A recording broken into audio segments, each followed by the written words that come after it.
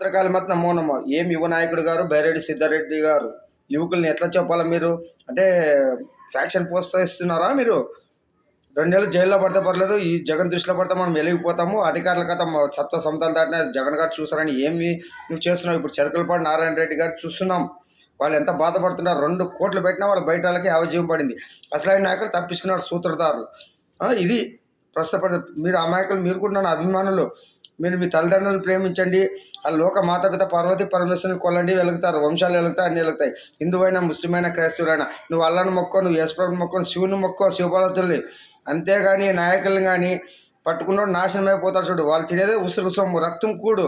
ఆ రక్తం కూడిపెట్టి నిన్ను నాశనం చేస్తారు. ఇవన్నీ ఇంక యువకులను దారి భ్రష్టు పట్టిస్తున్నారు. ఫ్యాక్షనిజాన్ని, రౌడిజాన్ని, నక్సలిజాన్ని, అన్ని రకరకాల పెట్టుబడిదారులు అందరూ నాశనం చేసుకుంటూ వస్తున్నాడు మన ఆయన లైన్గా. ఇప్పుడు కమ్యూనిస్టులు వీళ్ళు కూడా తక్కువైపోతున్నారు. అంటే మా నాయన వీరభద్రుడు వచ్చే టైం ఆసనం అవుతుంటుంది, అన్ని క్లీన్ చేసుకొని కూర్చుంటాడు. వీరభద్ర వసంతరాలు వచ్చి కూర్చొని ఐపీఎస్ ఐఎస్ఎల్తో పాలించే రోజులు దగ్గరలో ఉన్నాయి. ఈ రాజకీయాలతో ఏమి ఉండదు, మీకు ఎవరు అప్పుడు అండగా ఉండరు. వాళ్ళకే రక్ష లేదన్న, వాళ్ళేం మిమ్మల్ని రక్షిస్తారు? ఆ శివుడు ఆధీనం. మనము శివుడు శిక్షించినప్పుడు ఎవరైనా అడ్డుపోతారా? వాళ్ళకే వారంటీ గ్యారంటీ లేని వాళ్ళ నాయకులను పట్టుకుంటున్నారు మీరు. అవి కొంచెము ఈ క్వార్టర్లకి ఇంత పెట్టే ముద్దానంకి విశ్వాసం అనొద్దండి. పుట్టించిన తల్లిదండ్రులు చూసుకోవాలా, తర్వాత భార్య పిల్లల్ని పోషించుకొని ప్రయోజకులు చేయాలా. ఇది నీ జీవితం.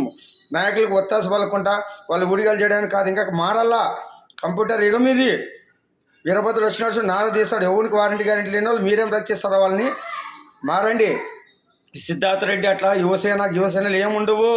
వీరభద్రుడు వస్తున్నాడు, నార తీసి పాలిస్తాడు. కర్మ సిద్ధాంతం నడుస్తుంది, జాగ్రత్తగా మీ జీవితాన్ని దండం చేసుకోండి. ఇలాంటి కాలగర్భంలో కలిసిపోతారు, రోగాలు దాచిన సమస్యలతో నాశనం అయిపోతారు.